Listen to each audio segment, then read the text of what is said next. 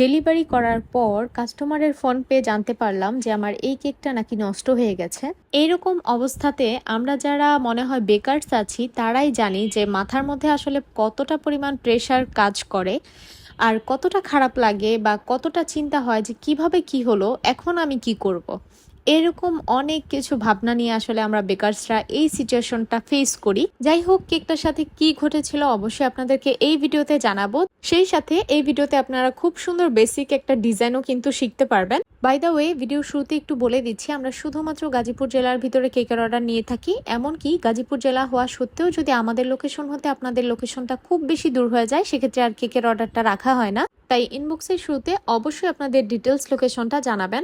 তো চলেন এখন একটু বলি। এই যে এই কেকটা, এটা ছিল 2 পাউন্ডসের মধ্যে একটা স্কোয়ার শেপের কেক। তো কেকটা মূলত যিনি অর্ডার করেছিলেন তিনি হচ্ছে আমার খুব কাছের একজন পরিচিত আন্টি। তো আন্টি এর আগেও আমার থেকে অনেকবার কেক নিয়েছেন, আলহামদুলিল্লাহ রিভিউ অনেক বেশি ভালো আসে। আসলে সত্যি কথা বলতে যারা প্রথমবার কেক নিয়ে দ্বিতীয়বার নেয় তাদের রিভিউ ভালো থাকারই কথা, কারণ যদি প্রথমবার তাদের কাছে ভালো না লাগতো তাহলে তো আর দ্বিতীয়বার কখনোই নিত না। আর এটার জন্য অনেক বেশি শুক্রিয়া। যাই হোক, এখানে যে কেকটার ডিজাইন দেখতে পাচ্ছেন, এই কেকটার ডিজাইন কিন্তু আমাকে প্রথমে আন্টি এরকম দেয়নি। যেটা হয় মূলত এখানে খুব সুন্দর একটা কাস্টমাইজ ডিজাইন বা একটা থিম কেক হওয়ার কথা ছিল। 1 পাউন্ড করে 2 পাউন্ডে আর কি দুইটা কেক এখানে হওয়ার কথা ছিল একটা বোর্ডের মধ্যে। বাট আন্টির মেয়ে আপুটা আর কি একটু পরে আমাকে ডিজাইনটা চেঞ্জ করে দিতে বলে যে একদম বেসিক ডিজাইনের একটা কেক আপু করে দেন। তো তারপর আর কি, যেহেতু আমি কেকের বেসটা করে ফেলেছিলাম, তাই এখানে আমাকে কেকটা স্কোয়ার শেপেই পরবর্তীতে করা লেগেছে আর কি। তো এখানে খুব সুন্দর বেসিক একটা ডিজাইন আমি করে দিয়েছিলাম। তো যেটা হয় এখন একটু বলি, আসলে এই কেকটা ডেলিভারি যে হয়েছিল আমাদের বিল্ডিং থেকে, আন্টির বিল্ডিংটা হচ্ছে 2টা বিল্ডিং এর পরেই। তো বলতে পারেন একদম হেঁটে গেলেও 2 মিনিট হাতে গোনা লাগে আর কি, এই বাসা থেকে ওই বাসা দেখাই যায়। তো যেটা হয়, আন্টি যখন লোক পাঠায় কেকটা নেওয়ার জন্য, তখন আমি নিজে নিচে গিয়ে কেকটা দিয়ে এসেছি।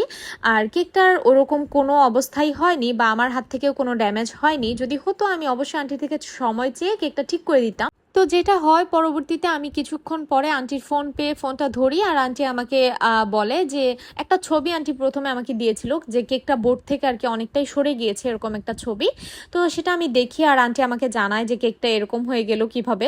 তখন তো আমারও মনটা অনেক বেশি খারাপ হয়ে গেল যে আমি নিজে নিচে গিয়ে দিয়ে এসেছি আর ওরকম কিছুই হয়নি, জাস্ট আমার কাকা ওনাদের লোকের হাতে কেকটা তুলে দিয়েছে, এর মধ্যে তো আর কিছু হয়ে যাওয়ার কথা না। তো পরবর্তীতে আন্টি বুঝতে পারে বা আন্টিও আমাকে বলে যে হয়তো বা তাদের লোকই যখন নিয়ে গিয়েছে, যেহেতু আরেক হাতে ওনার আরো জিনিস ছিল, প্লাস হচ্ছে অন্ধকার ছিল সিঁড়িতে, তো হয়তো বা কেকটা ওনার হাত থেকে কিছু একটা হয়েছে।